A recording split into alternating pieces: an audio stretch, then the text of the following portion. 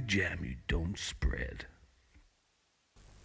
And good evening, ladies and gentlemen. It's Radio Freak Jam. It's Monday night, and we're here with the Meet the Freaks with the one, the only, the very lovely, the very talented, and she's paying me to say this, Cindi. So much money.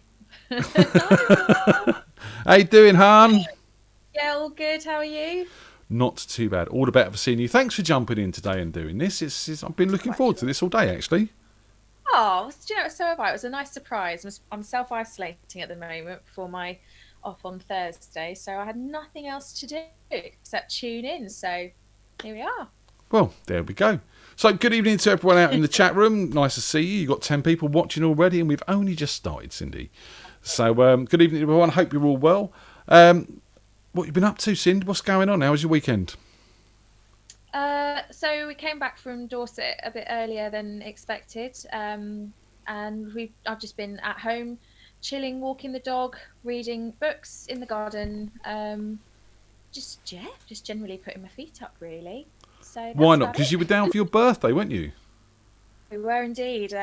We travelled down illegally as well, not illegally, against guidance. Not just for my birthday. I think, as you know, there's been some family stuff going on, so we went down for a bit of support and a bit of a rest, my brother and I, and celebrated my birthday in a very chilled Holland fashion, and headed back up to Scarborough on Thursday. And, I do understand you weren't feeling too well on your birthday, Cindi.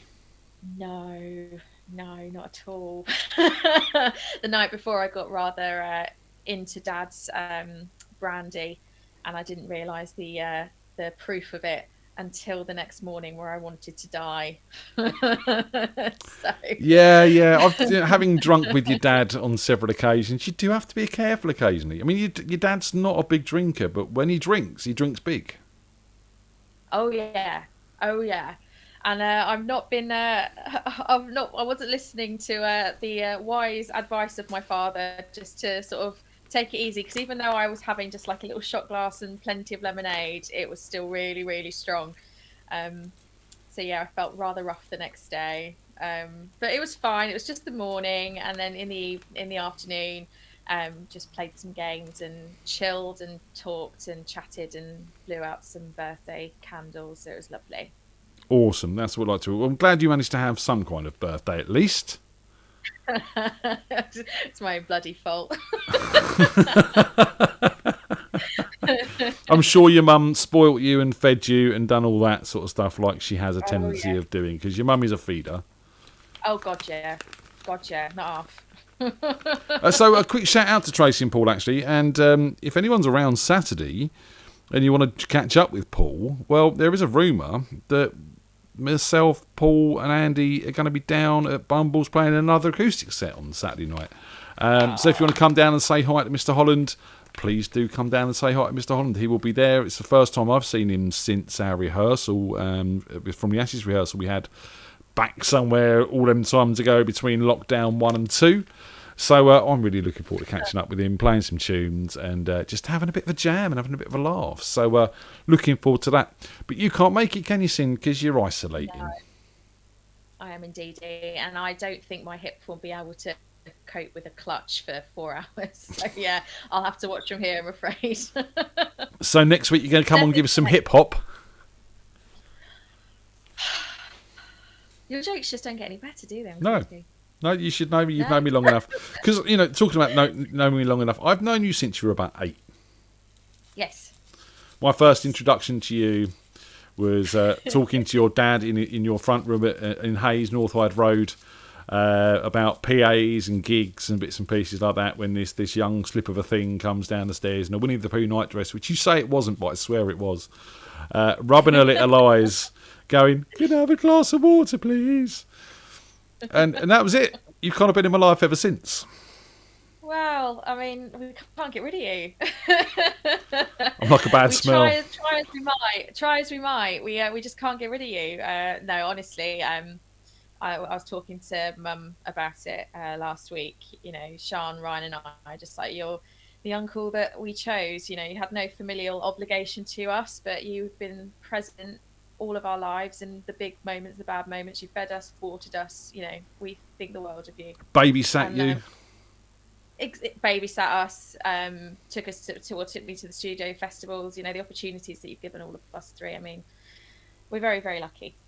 And it's been fantastic for me to have some adopted nieces and nephews, because that's a good thing, and it's nice to have. And you guys have been just as lovely to me as I've tried to be to you. So it works. It's a symbiotic relationship. Absolutely, absolutely. So music. Let's talk a bit about music. Obviously, you've grown up in a musical family. Yes. So Dad's had his Meet the Freaks recently, so I think everyone is pretty familiar. He was in lots of bands. So one of my earliest memories is him lugging that PA around. And then, getting to know you guys and being brought down to various gigs, jam nights, acoustic duos where you'd ask me to get up and sing. And of course, my brother is now a professional musician, so it's rife in the family, that's for sure. Yeah, he drums, doesn't he? Ryan is a drummer. Yeah, he's a very, very good drummer as well. So if it weren't for, Dad, accidentally coming across you guys, our life might have been very different today. Yeah, it was a very chance meeting between me and your dad. Someone else booked him for a gig, and that was it. We sort of hit it off from there. And the grumpy man with the bleached blonde hair and the ripped trousers, wasn't as bad as he looked. No, everyone sort of looks at Dad and is a little bit scared, and it makes me laugh because he's just such a softie. But no, he'll kill me for saying that. Even more so now. Now he's a granddad. Now he's a dad. Yeah, he's a very, very doting dad, and Robin absolutely adores him. Fantastic. So, I mean, yourself musically. So, as you touched, we used to take you down to duos and gigs and jams and festivals and bits and pieces like that. But when did you really start getting into your singing? Do you know what? I was thinking about that today. I can't remember not wanting to sing or singing, but I think where I first realised that actually perhaps I might be good, and recollections may vary with my parents, but one thing that particularly sticks out in my mind was when I was I couldn't have been any more than 9 or 10, perhaps even younger. And I was determined. We were on holiday at like a Butlins or something like that. And they were doing like a kids talent show. And I wanted to get up and sing this song. And it wasn't even a backing track. I was just singing over a track. And I got up and I sang it. And I remember the look on my mum and dad's face. And then as we were walking back to the campsite, people were commenting on my singing to my parents. And shortly after that, I was enlisted at like a stage school. And I think that was probably the moment where mum and dad were like, this is actually something to encourage. So I spent a bit of time at a stage school. And Sylvia Young's, no doubt. Well, no, this was, I don't know if you remember, it was at the Methodist Church in Hayes. I was at the Compass Theatre. Vaguely, yeah. So that was sort of a result of that particular holiday, and where I ended up there, and I performed at the Compass Theatre, and it kind of just evolved from there. But I think the moment where I actually wanted to really get up and do it was probably watching you guys doing your acoustic duos, and you started getting me up, and it was like, oh, actually this feels much better than being on stage and like in a Compass Theatre setting where there's lots of other kids, there's lots of stuff going on. It was just nice sitting down and singing a song. And then Sylvia Young came about as with thanks to Mark Chudley. That was an amazing opportunity, and I learned an insane amount, and it was because of the jam night that I met the pretend pop star, and he felt that there was something there to develop as well. And I spent a good amount of time at Sylvia Young with some pretty special kids who were phenomenally talented.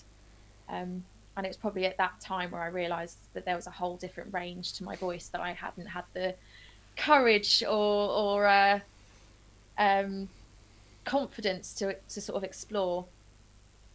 I've got distinct memories of you in the kitchen downstairs while the rest of us were drinking upstairs, chucking out some Les Mis or some Phantom of the Opera at the top of your voice, and pushing yourself to your limits and trying new things, and that's always a good thing. Yeah, I think I always put it down to this particular singing teacher. So just before Sylvia Young all kicked off, myself and there was another girl at school. I don't know if you remember when I was in Greece. It was I was Rizzo, and then the girl Sandy was my friend. She had a very operatic voice, and we were always given like in our singing lessons, we were always given like individual slots, whereas everyone else had to pair up. But then one day we realised that our singing teacher had paired us together, and we were both very wary of each other, being young teenage girls, you know, who could sing. She was very operatic, I was very rock chicky, and he put us in this singing class together, just the two of us. And he said to this girl, he said, right, you're not going to sing musical theatre or opera, you're going to sing pop, and Cindi, you're going to sing Phantom. And both of us were like, are you fucking mad? But it was the best thing that any teacher has ever done for both of us, because it made us step outside of our comfort zones and try something different. And we became fast friends, actually, when we realised that, you know, we it was all a load of nonsense. We was kind of like squaring each other off. It was like, oh, you know, you're actually all right. And we really challenged each other and really pushed each other. And, you know, she was like, how would you phrase this? And I was like, well, how would you go for that note? So, and then Sylvia Young came along, and it wasn't such a huge shock. And actually, because I'd been pushed by that singing teacher, I had a musical theatre audition song that I was able to do at the time. So it was a real sort of huge moment in my singing education, was just having that teacher going, you know, you're going to do something completely different, and whether you like it or not. Nice. Yeah, again, as Wispy says in the chat room, the right singing teacher can make all the difference. Yeah, yeah, absolutely. I've had some amazing teachers in my time, and it's the ones that don't fill you with, don't sit there and go, oh, you're brilliant, you're excellent. It's the ones that sit there and go, for example, at Sylvia Young, we were doing a group bit, and he stopped the group bit and he said to me, you sound like a foghorn. And I was like, oh my God, I'm going to die. I'm so embarrassed. But actually, it made me then practice on dynamics and things like that. So it's the singing teacher that pushes you and says, you can do this, without stroking your ego, and makes you want to do better and makes you kind of get your confidence from yourself rather than needing an external sense of validation. It's do you know what I mean? It's always hard when you've got friends and family around you who want to be supportive, because they don't always give you the push that you need, or the comments that or the truth that sometimes you need. Because they want to be supportive, they don't want to burst your bubble. But you know, and it comes from someone who is experienced in that field, who is meant to be teaching you, it's delivered often better, and obviously does make you sit up and beg and think about it a little bit and go, oh, maybe I need to work on that, you know. Yeah, absolutely. And I think coming from an environment like a jam night where everyone's, I mean, rightly so, supportive and saying how good you are, I needed somebody at the time to sort of say, you know, this is what you need to work on. And Sylvia Young was really good for that. I mean, I didn't fully sort of jump into it like I think I could have done. I think my own personal circumstances and sort of how I felt about myself at the time really put up a bit of a barrier. For example, you'd be in a class and you'd have to act like a clown as a kid that's been horrendously bullied and with quite a hard, like, high guard up. It was really difficult for me to act in that way. So I think that's probably why I never pursued that line of things, you know, for a lot of different reasons. But it was certainly a massive eye opener about, you know, what I could do vocally, and what, you know, a whole different love as well. I was always a rock chick. I've always been brought up with, you know, rock music, but, you know, I really love classical music now. I really love my musical theatre. And yeah, it's and again, you know, it's great to explore different new genres and stuff like that. I mean, you were brought up on a healthy dose of things like the Clash and Half Man, Half Biscuit, right? Oh, yeah, I mean, we would get woken up first thing in the morning with probably Radiohead or Stereophonics blaring. That would be our sort of our wake up alarm. Coming downstairs, mum's hoovering with the music blaring, and you know, so yeah, very healthy rock. And then coming to gigs and seeing my dad perform with either you guys or Replica, you know, so real healthy rock and roll mix. So I don't think it went down too well in the Holland household, but all of a sudden I was, you know, Jesus Christ Superstar and Evita. But mum and dad, you know, you were Jesus Christ Superstar? No. Oh, right. No, but I don't think they appreciated the huge musical infusion. But they were supportive in their own, you know, sarcastic way. And they were Oh, really, your mum was really your biggest fan. Always your mum was your biggest fan. Whatever you done, you could have farted over a microphone and your mum would have loved it. I know, bless her heart. She was really, and do you know what, so was dad. I mean, both of them, I mean, you know, they didn't have much money raising us three, so going to like affording things like Sylvia Young, they worked extremely hard. And dad would drive me down to Marylebone every week for my lessons and wait outside. And mum, you know, she was always trying to get me, you know, confident, because I had severe confidence issues.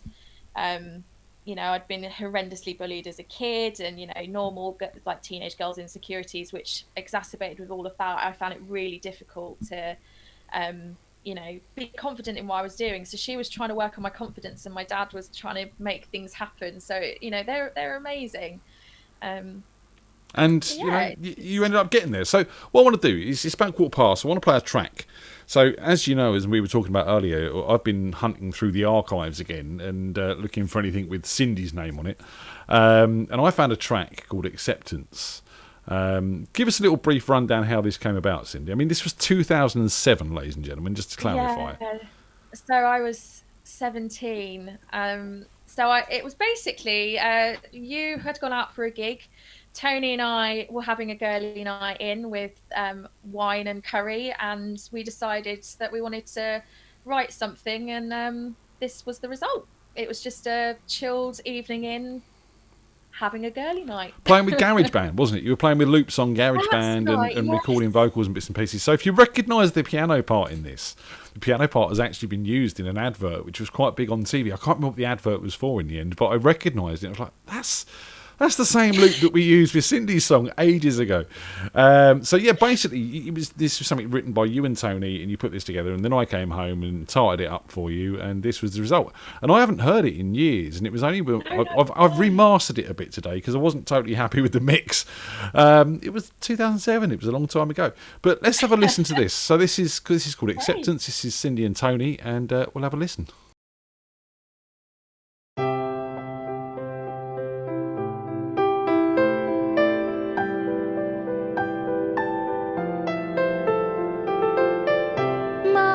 Said I love you. My head said miles apart.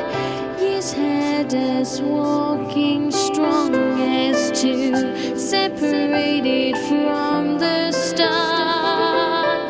Forever me, forever you. One coin torn in two.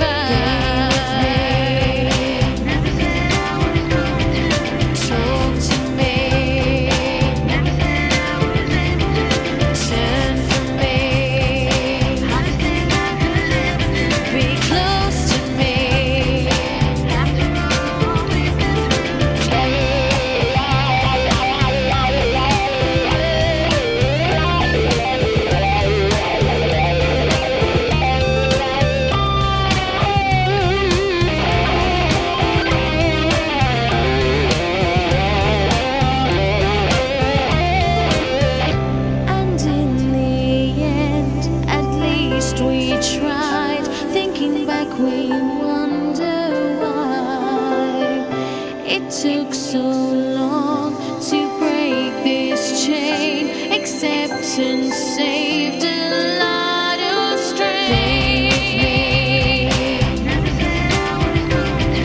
Talk to me.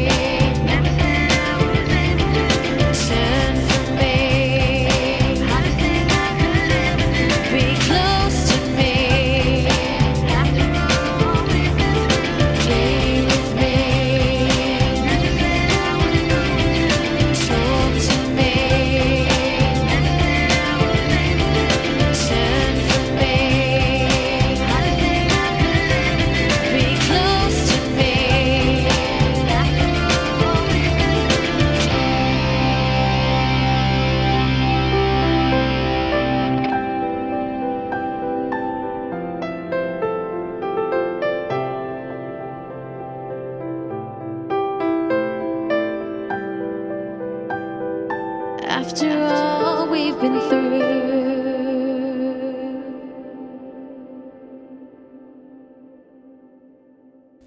Oh, I think that's quite nice. Oh gosh, that brings back some memories. That was good fun doing that with Tony. Yeah, and it sounds, I mean, as I said, I haven't heard it for years. Only today that I've dug through it and then sort of remastered it and then had a look at it. It's actually not a bad song at all.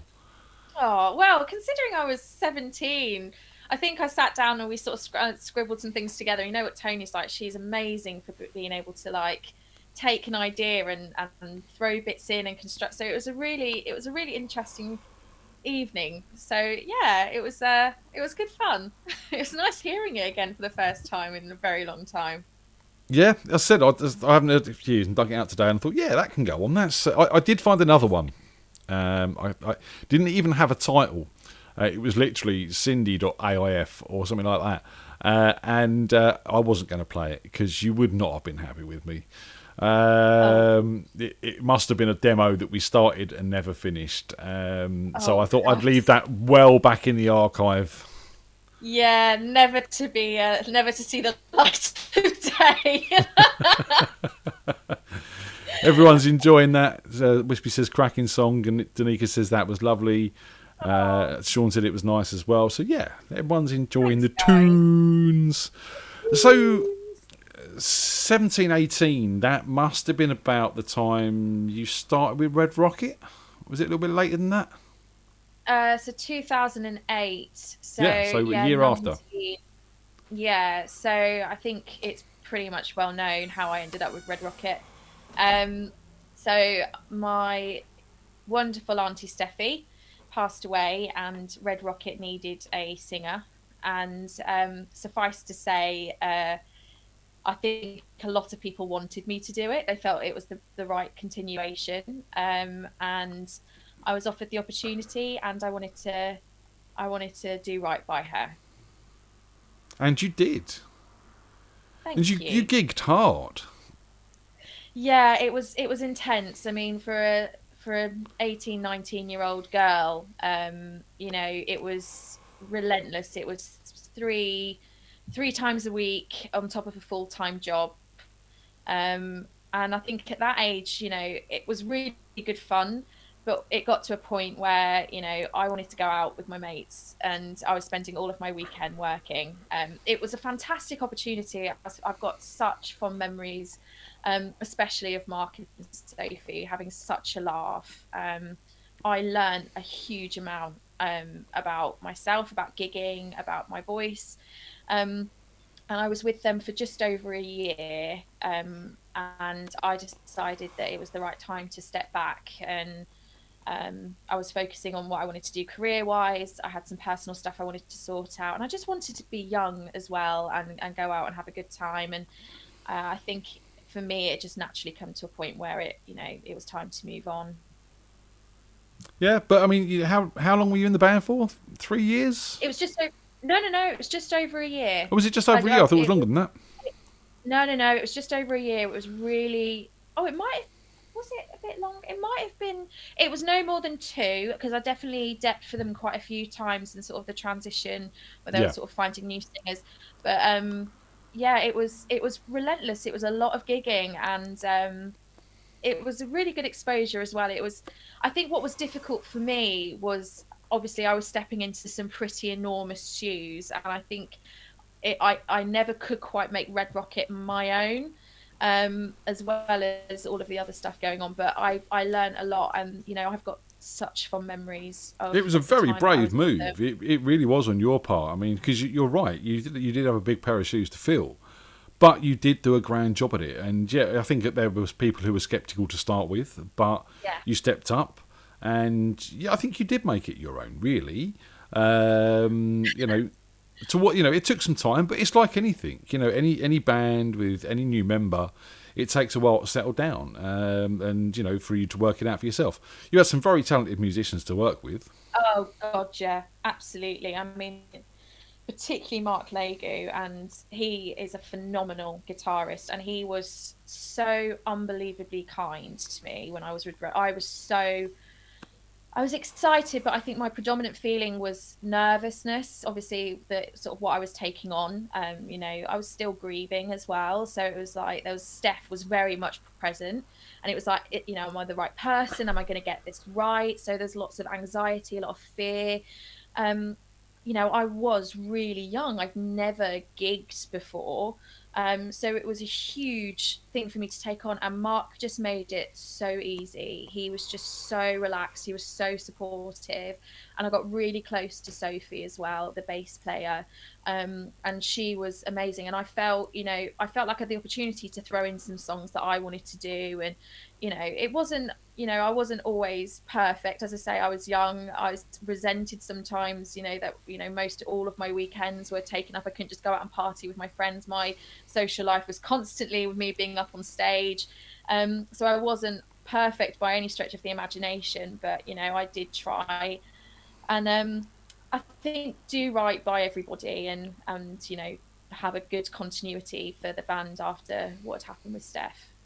Yeah, and they're still going, as far as I know. Obviously, they have not been going for the past year like the rest of us.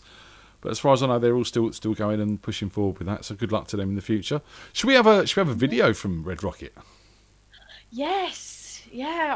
I found this literally about 6-7 months ago, from the deep dark Facebook archive. So yeah, this was a song that I did with Red Rocket. I think it was one of my first earlier performances. So again, do you know where it was? A teenager. I think that was the Red Lion in Twickenham.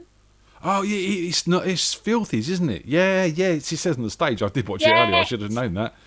Yes, it's now a Tesco's. It is another one. That was always a fun gig to do. So yeah. Oh, it was a great venue to play. Do you remember the guy who used to run it when it became Filthies? Not when it was a Red Lion, then it turned into Filthies, and it was the guy that wanted to be Noel Gallagher that used to run the place.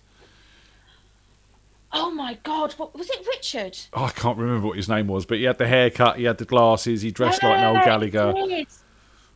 Yeah. Oh my God! Yeah, I have. Yeah, I remember his face. Yeah, I mean, that was a great venue. We played there a lot with From the Ashes. And again, as you say, it's a shame it's a Tesco's, just like the Fox and Pheasant these days. I know. Heartbroken. It is. Right, come on then, let's have a bit of this. So this is Red Rocket with So Lonely.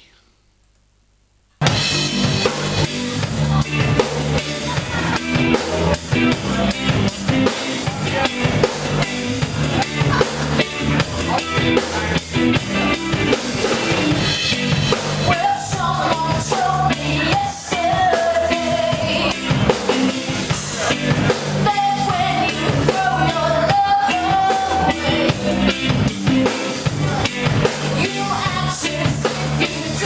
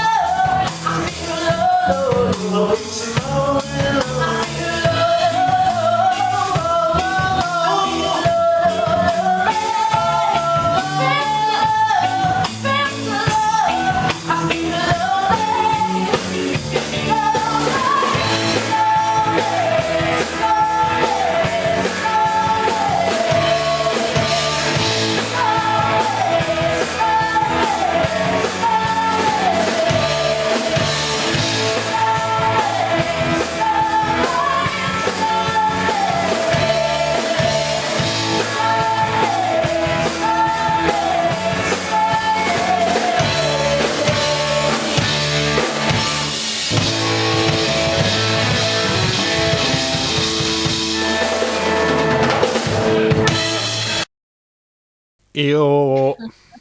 Very good. God, I was so young. You have blonde hair there as well. Yeah, like I spent an insane amount of money on my hair. Now it's just like a quick home dye if I'm lucky, if I could be bothered in a bun. It's, you know, but back then my hair was my crown. I would have said it was your voice, but you know, lots of memories coming back for people there. Tim met Hogg down at Filthies, and Christine met Lee down at Filthies. That's, do you know what? It's this musical community is just it. When you really think of all the threads, you know, as I said to you before, you know, all the kids that exist, all the marriages that are, you know, exist, all the friendships, all the memories, it all comes back to this little musical jamily that has been going for decades. So it's really lovely when we reminisce, because it's not, you know, it's, yes, it's a video of me singing Red Rocket, but actually it's for all of us. It brings back memories for how far we've all come, what we've been, how we all are connected. It's lovely. It is, and as I said, you know, I've been spending a lot of time in the archive over this time, finding all that sort of stuff, and it's great that like Tim's been wonderful, because Tim keeps everything. He's got a massive archive, apparently. I believe that. I believe that. I remember when he was describing how much memory he had on his computer like 15 years ago, and it was just ridiculous. No, that wasn't his computer. That was Whopper. I don't know what that is. WOPR. It's from War Games, That's the film. Do you Burger remember? King, Do you remember War Games, the film? No. You don't remember? Oh, you're probably too young. There's a film called War Games, and in it, the artificial AI that is kind of like starting a nuclear war is called Whopper, and Caesar nicknamed his music MP3 archive library Whopper. So I think it still exists in a different form. So I will take your word for it, Uncle Wiki. all these facts you learn. So Red Rocket, you gave that up, and what did you do with your time? So I was living with somebody at the time, and I ended up in a maternity unit looking after very poorly babies, which became relevant for the next part of my life. I think my parents always had this real practical message. I think in my upbringing is like, you're a good singer, you could make a career of this if you wanted to, and if that's what you want to do, that's fine, but you need to also have something to fall back on. Yeah. So it was very much, you know, that's why I had a full-time job with Red Rocket, because it was like, you know, it's good when it's great gigging wise, but when it's not great, how are you going to pay your bills? So I always had this real strong work ethic that I had to have something, a good foundation to fall back on. So I knew that, you know, my time in Red Rocket was coming to an end for me personally, and I was really not sure what I wanted to do with my life. I had lots of different interests, but I think one thing that always I felt I wanted to serve in some way. It sounds so corny when I say it, but I wanted to help people. And I worked with children as my first ever job outside of school. And I was like, well, I like working with children, but I don't want to be a teacher. And then I worked as a care worker for the elderly in the community. I was like, well, I like the nursing aspect, but I don't want to work with elderly people. So when I was thinking, well, what career would be next? It was kind of, well, working as a nursery nurse in a maternity unit for sick babies, it seemed like a really good stepping stone. And I worked with a amazing group of midwives, and I thought that's what I want to do, but I wasn't ready for the commitment of a university course. So I was there for about 18 months. And then when my relationship ended at the time, I was living in Reading, and I came back to London. I worked for an electronics distributor, something completely different. It's a very random story, but I went into the big corporate machine because I had bills to pay. And it was at that point that I thought, what am I doing here? I want to be a midwife. And it was where the Fentons was born as well. The Fentons, that's right, yeah. With Mr. Andy Bradley. So, with Mr. Andy Bradley, he joined us, I think, after we'd been formed for about a year. And yeah, we had some fantastic gigs, and the Fentons would not have had the opportunities that we did if it weren't for Red Rocket, because I was able to pick up the phone and go, "Hi, it's Cindi from Red Rocket. I'm in this new band. Can I have a gig?" And literally the red carpet was rolled out for us in so many venues. So I was immensely grateful for my time with Red Rocket, because when I was in my own band wanting to do my own thing, people remembered me and had faith in me and booked a band that we never had a demo as the Fentons, never. So it was pretty much me calling and saying, "It's me, give me a gig," and they did. And we were a very busy band at one point.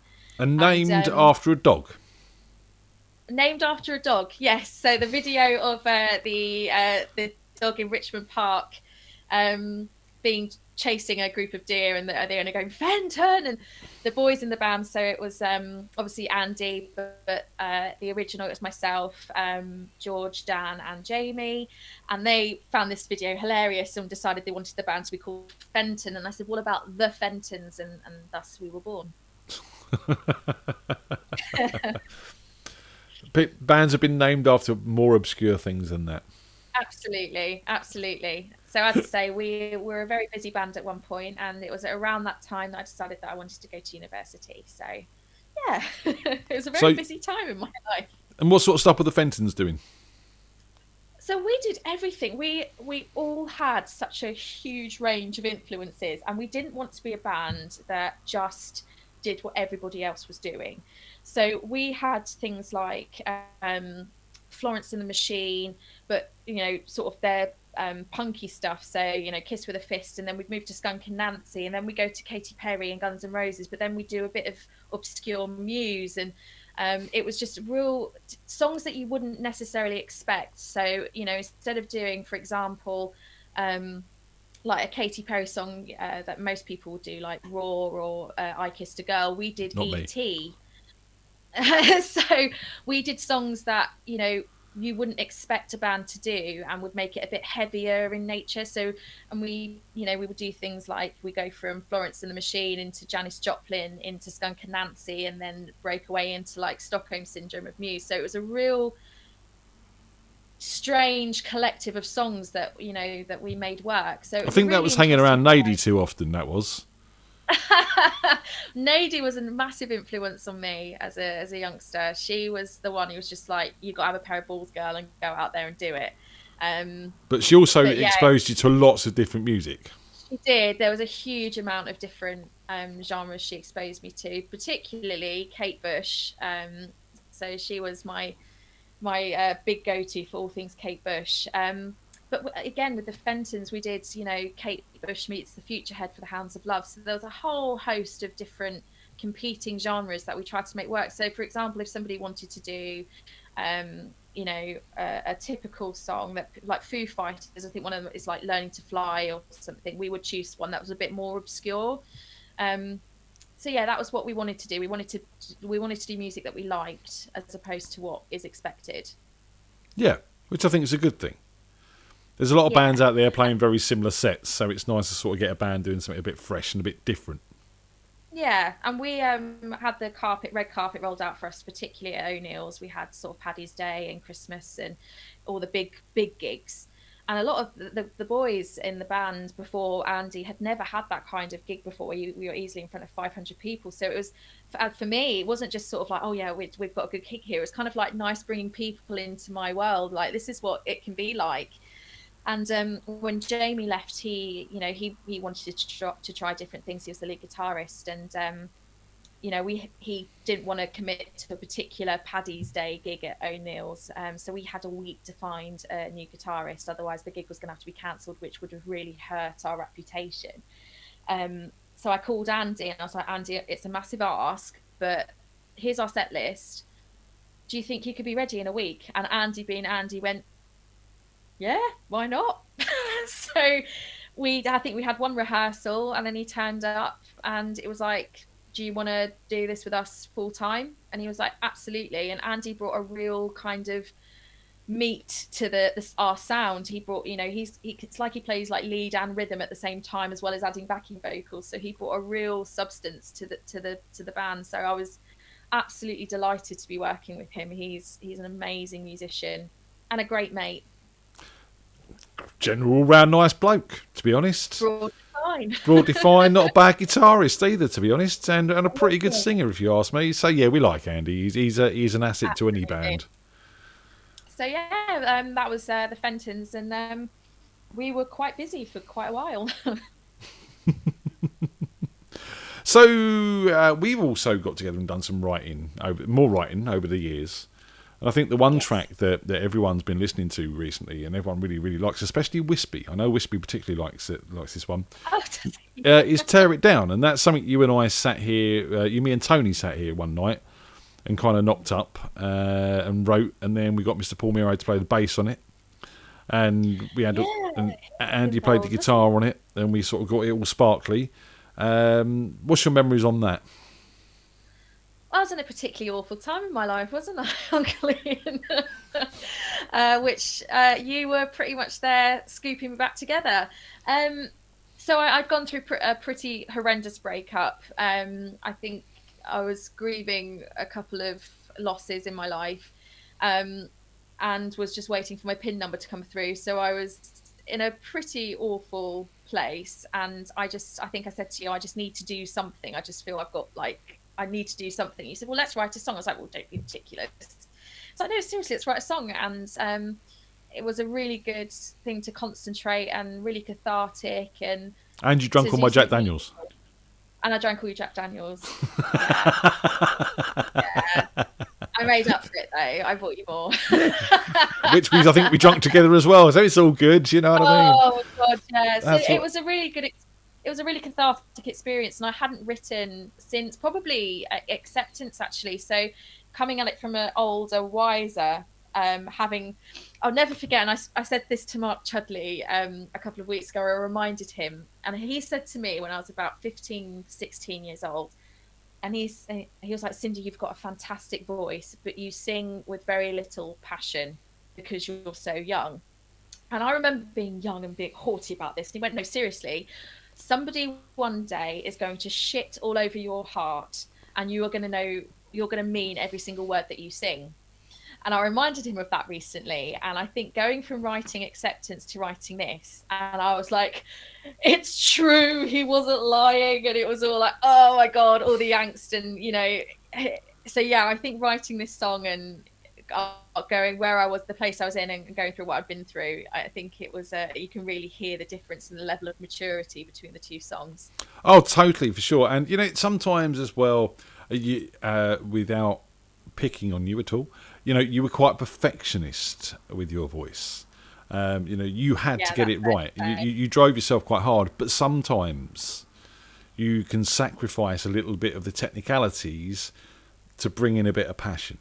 And that makes a huge difference to a vocal. Sometimes it hasn't necessarily always got to be technically perfect to get that drive and get that emotion into it. And sometimes the imperfections, yeah, the Jack Daniels helps, yeah.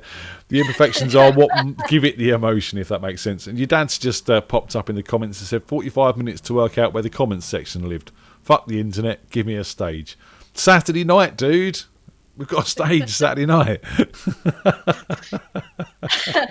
So yeah, I think you're right. I really struggle recording. It's something that I'm not comfortable with. It's something I don't enjoy because I can't listen to myself back and go, oh, that's fine. But so when I was recording with you, I think I wasn't even a whiskey drink, and you were like, have some Jack Daniels. And I think relaxing me and getting me just to accept it for what it was and go with the feeling of it. It was a really positive, cathartic moment in what was a really dark time. And it was, it's going to be interesting hearing it after Acceptance. So it's like listening to two totally different women.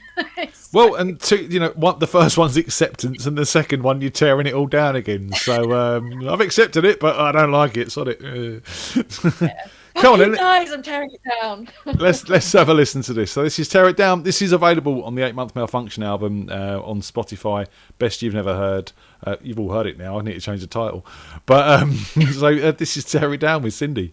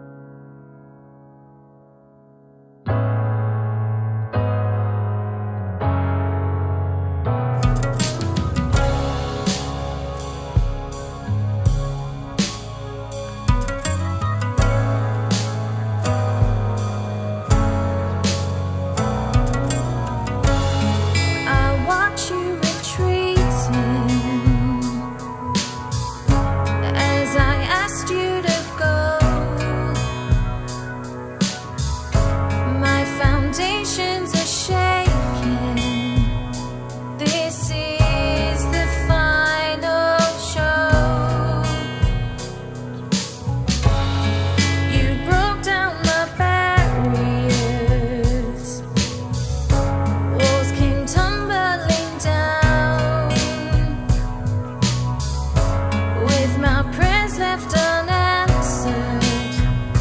I fall on hollowed ground.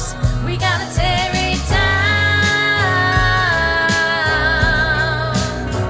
This ruined town. We gotta tear it down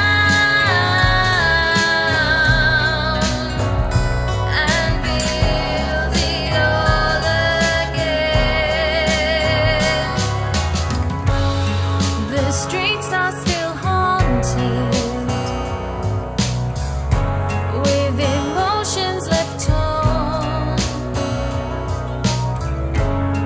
The dust hasn't settled upon my crown of thorns.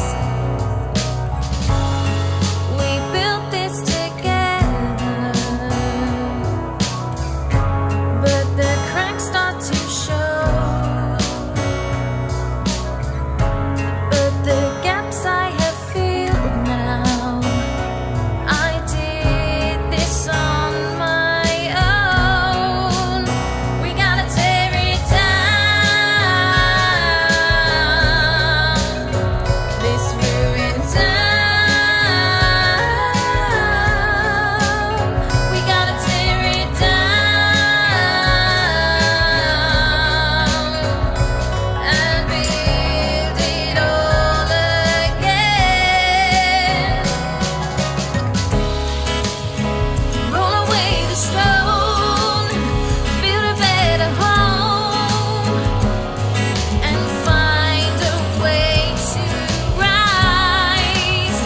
Roll away the stone, start a brand new show, and reach out for the sky.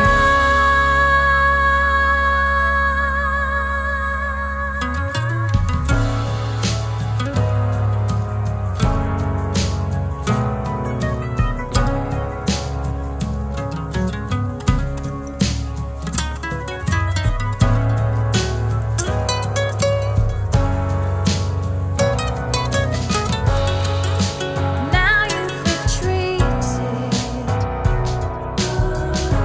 Now I've watched you go, forging solid foundations. I found my place to grow. We gotta tear it down. This ruined town. We gotta tear it down and build it all again. We gotta tear it down. This ruined town. We gotta tear it down and build it all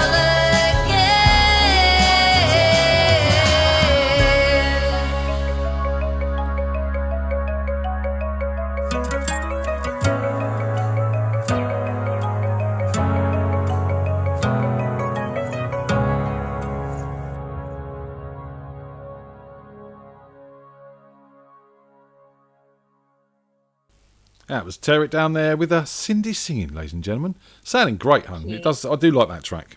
Do you know what was nice about that as well? Is I think at that point, I was, coming down to the jam nights and you do the Fentons. I was really known for those big Guns N' Roses, AC/DC, vocal chords on the, on the wall kind of songs. And I think it was the first time that I'd done something really stripped back, and it was nice not doing a song where I was having to do the big notes, just kind of focusing, on my emotions and how I was feeling. So it was different. I think I remember you saying to me at the time, I only do sort of real rocky songs, and I was like, no, we're going to try something different.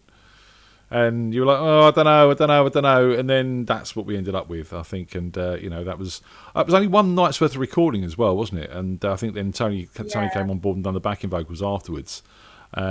She's such an unsung hero because her her backing vocals are just, they lift the entire thing. It was one thing listening to the song going, oh, we've done a pretty okay song, and then when Tony's backing vocals were included, I was just like, wow, she's something special as your wife. She's got a fantastic voice. She really, really has. She'll be getting up and doing a few numbers with us on Saturday, hopefully, as well. So that'll be cool. Oh, that'll be nice. And said we're even going to be taking the kids down. I've checked with Philippa. We can take the kids down, so they're going to come and sit in the corner out of the way from everyone, and watch the show and be part of it as well, which would be lovely. So it's proper little gig back. Looking forward to that. Really, really was nice to see everyone on Saturday as well.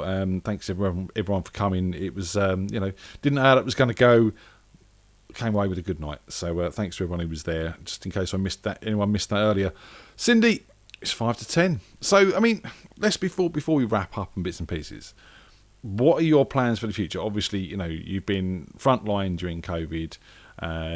You've been working hard. You're going to continue catching babies for a living. But any plans for any music? You're in quite a good scene up there. Yeah, what's one of the sort of driving forces for me moving to Scarborough? I think, I put off the music because I needed to focus on university and then being a midwife. So it's like your driving test. You spend all of your time getting safe, and then you actually do the learning once you've got your NMC PIN number. I've now been qualified. In October, it'll be 4 years. So I think I've done my bit. I'm loving it up here, but one of the reasons I moved up here is the music scene is amazing and there's a lot of opportunity up here.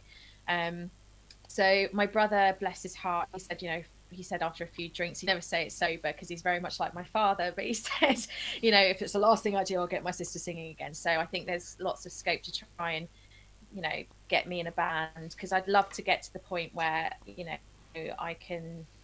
I can have a nice balance of both of music and baby catching. So I'm really looking forward to trying and getting down a few gigs and getting up and singing and hopefully having my own band again. Just don't get the two jobs confused, because that might not go well. It's a microphone stand looks surprisingly like a set of forceps. And of course, you've got Jim up there as well. Yes. He's, bless him, he's lent me all of the stuff I need to do home recording, which I found really difficult. Not the equipment stuff. So I've called him saying, you've given me all this stuff, which is brilliant, and I plugged it all in, but how the fuck do I use it? But then doing the actual recording, I find really difficult. Record something and then go, no, that's shit, and start again. And then I've done 3 hours and I've got nothing to show for it. So that me doing my own recording is not a good idea, because I'm not a very good judge of myself. But yeah, the plan is when things start opening up again, that I can find a band and because I miss gigging so much. I think Red Rocket as an 18-year-old and doing those gigs and stuff, it's something that as a 32-year-old woman I can really appreciate and see what it is now. I don't want to go out with my mates and get hammered every Saturday. I want to enjoy performing and having a nice balance now, and I think I've worked hard enough over the last sort of decade to have a bit of both now. Exactly. It doesn't need to be one or the other. Well, let's hope you can strike that balance, and let's hope things open up to a point where that is actually possible up there as well. So that'll be good. That would be lovely. That's the dream. As I say, it's one of the reasons that of all the places in the country I could have moved to, I was like, Scarborough feels like the right place. The scene up here is pretty special. And as I said, you've got your brother and Jim to guide you up there and help you out and get you involved with a few things. So I think you've made the right move. Yeah, Bear and I love it up here. I was going to say, look, we can't do a Cindi Holland special without mentioning Bear. Is he there? Well, this in some capacity, he's Sparko. Asleep. Absolutely Sparko. Yeah, that's him right now. Because we walk where we are in Scarborough. We walk at least 5 miles most days, and he went on an 8k bike ride the other day, and he's not quite recovered. So yeah, he's Marco. Oh, bless him. He's So been, I also know he's that been you, an absolute. so your internet's gone a little bit wonky on us. I also know that you've been doing some singing lessons. Yeah, yes. Poor Wispy's daughter Caitlin. Yeah, she's been having to put up with me. I've not been able to do some recently with stuff that's been going on. But yeah, I've been trying not to traumatise Wispy's daughter. Is that going all right? She has got such a fantastic voice.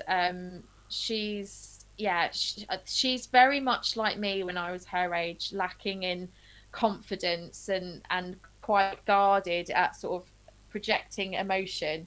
But when she gets going, there's a real talent there, and it's been really lovely because I'll set her some homework to do. So, for example, one lesson I did for her, I said, right, this is what you need to do, and I'll see you in a couple of weeks.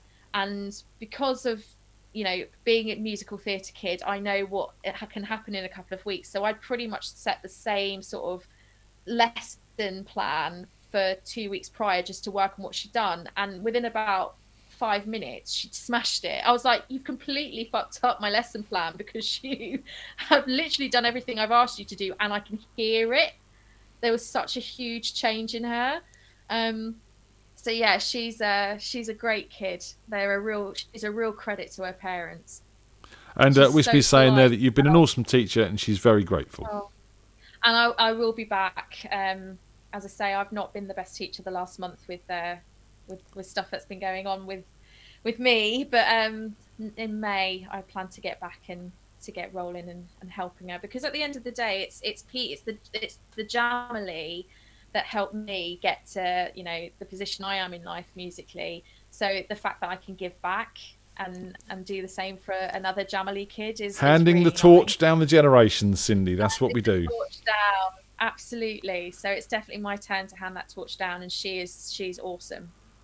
Well, it's this is what it's all about. This is where it all sort of links together and becomes a really, really positive thing that we've got, and we've had for a long time. I said, you've been in my life since you've been 8 years old, so you're now 38. 38? No, you're not 30. 32, sorry, you're not 38. Oh, 32. Sorry. You're getting old now. Once you get past 30, it just all merges into one sin, do you know what I mean? It's, Excuse me, I'm just going to pluck another grey hair out. It's Tony that's 38, so I'm just, so you're 32, so many years. You've been in my life many, many years, and look, it really is a pleasure to have you in my life. Thank you for adopting me at that very young age. Thank you for waking me up several mornings with a hangover while I slept on your sofa. And thank you for having, me a part of your life. It's been an absolute pleasure being on this journey with you, and this is why it's been great to sort of get together tonight and have a chat and catch up a little bit. As I say, on behalf of my sister Sian, Ryan and I, we love you dearly, and you are a great uncle now with little Robin, who she's so cute. She's so cute. She's the next generation. So you consistently stuck around, and I know how important it was when Sian was like, you need to meet Uncle Ian, and you're a very important figure in our lives.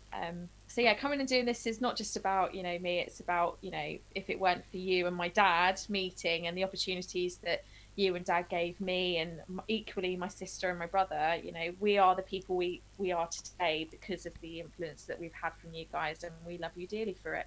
Well, your dad is the brother I never had, the big brother I never had. He beats me up and he calls me names, and I love it. Very funny. Like, honestly, the wedding day when Dad was your best man, and then the best man speech. My dad won't tell you, but he loves you very much, and you are a very important figure in all of our lives. Well, I'll tell him I love him, and I love him loads, and I don't care what anyone thinks, including him. And do you know what Dad would say nowadays? Like, he'd just go, yeah, but now he might just go, oh, that's you might get that out of him these days. No, he'd probably tell me to shut up, you soft git, or something like that. That's probably what I'd get. No, he's a softer guy these days. Being a dad has done the world a good to him. In the chat room. Let's add that to the broadcast. Thanks, Paul.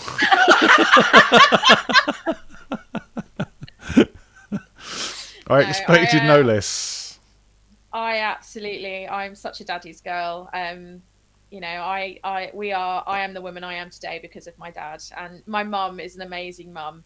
And the two of them together, they've moulded this absolute monster, and I'm the musical baby catching twat that I am because of the two of them. I don't think the twat was aimed at you. I think that was definitely aimed at me. He'd never call you a twat. No. I what? He's called me a twat many times. I think like, he might have called me that last Tuesday for my birthday. I was like, Dad, I'm so hungover. It's just like, you're a fucking idiot. Yeah, trust my dad to tell me the truth. Di in the chat room says, yeah, Paul, but he's your twat. Yeah, I'm your twat, Paul. Deal with it. Love me.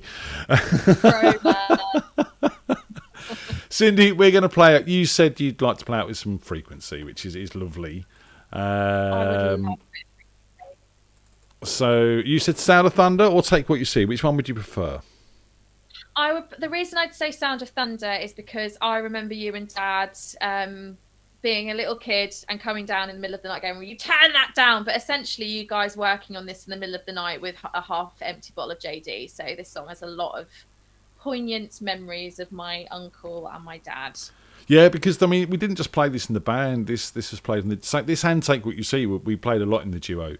It became a staple of the sets, and you know it still gets played today with a live band as well, which is outstandingly strange. But I wrote it in a flat in Eastcote many years ago. It's very strange, and it was thundering. So that was, that's how it worked. Cindi, look, thank you so much for joining us today and having a chat. It's been lovely catching up with you. No, thank you so much for having me, and thanks to everyone out there for tuning in and keep supporting this fantastic jamily that's been going on, and that includes when you're actually back in the pubs, because I think Bumbles needs us all more now than ever, and I will certainly be coming down when I'm not hopping. So, and guys, if you can support the show, you can go to buymeacoffee.com/radiofreakjam and buy us a coffee, or you can buy some merchandise from our store, which is freakjam.befootbranded.co.uk. Go and check that out. We've got hoodies and masks and all sorts of wonderful stuff in there. It's like a treasure trove of delights. So this Thursday we've got. Sorry, hon. Treasure trove of delights. That's a wonderful thing to say. Yes, it's a treasure trove of virtual delights. Wednesday I'll do a lunchtime live if I remember. I'm sure I will. I'll do my best to. We'll have some music. Thursday we've got the jam night. I'm hoping to have Carl Dawkins of Armada of Secrets on the show as co-host. I know you guys have sort of gone mad over a couple of their tunes recently, so I thought I'd try and get him on to come and have a chat, which would be cool. And Saturday, obviously, we're back down at Bumbles. Myself, Paul, and Andy will be kind of giving you a sort of acoustic-y from the Ashes type affair for a couple of hours from 7 till 9. So book a table if you can. Come and see us. That's going to be a lot of laughs. Cindi, love you loads. I love you too, Uncle Wiki, and I'll hopefully see some of the gig on Saturday if you can stream some of it. I'm sure hopefully there'll be some helpful people out in the chat room there who might turn up, and we'll put a few bits and pieces up, videos and streams and bits and pieces. And I will try and get my camera working properly this time round. We didn't have too much luck with the video that I took, but luckily, thanks to Wispy and Saz and Jenny as well, I've stolen some of their video and made it our own. So we'll have a couple of bits to show on Thursday from the gig to see, sort of thing that you got coming up on Saturday as well. So thanks everyone for coming. We love you loads. Thanks for tuning in. Thanks for watching. Shout out to everyone who's in the chat room and who's not in the chat room. Even if you're not in the chat room, shout out to you as well. Say goodbye, Cindi. Oh, take care, everyone, and keep safe. Lots of love. See you soon, guys. See you Wednesday for Lunchtime Live. Bye-bye now.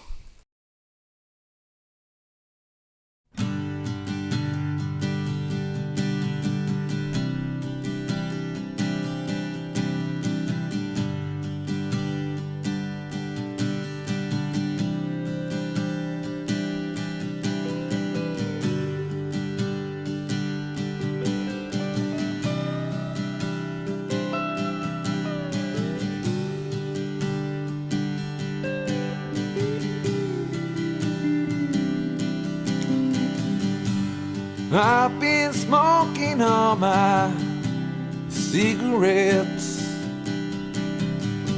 been getting drunk, my friend Jack, going through this one more time again. One step forward, two steps back. Ain't no wonder if we'll ever talk again. The sound of thunder drowns out all my cries of pain, yeah.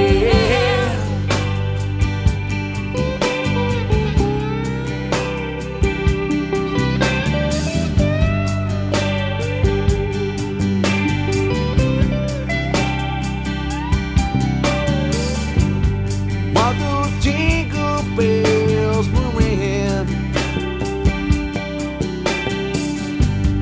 you and I made sweet love.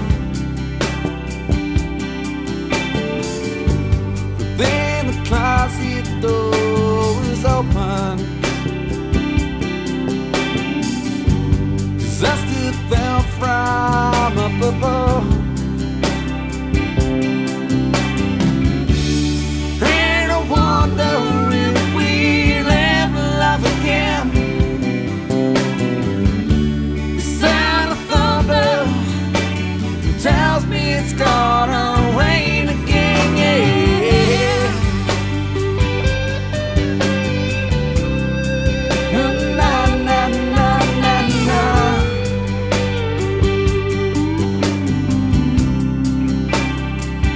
How could it be that the hand of peace could cause you so much pain? And your dreams are washed away by the devil's rain.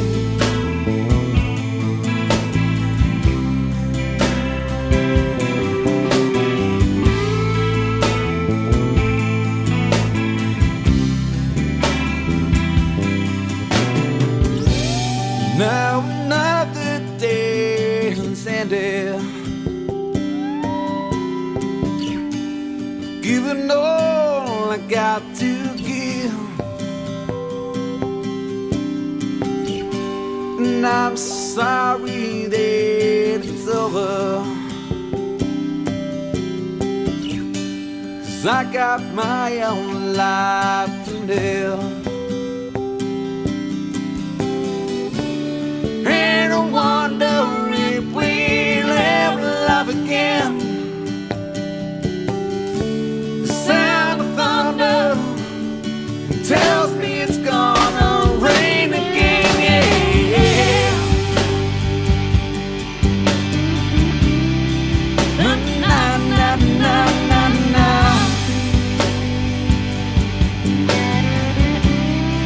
Na na na na na na.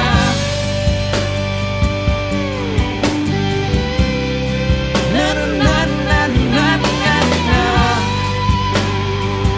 Oh.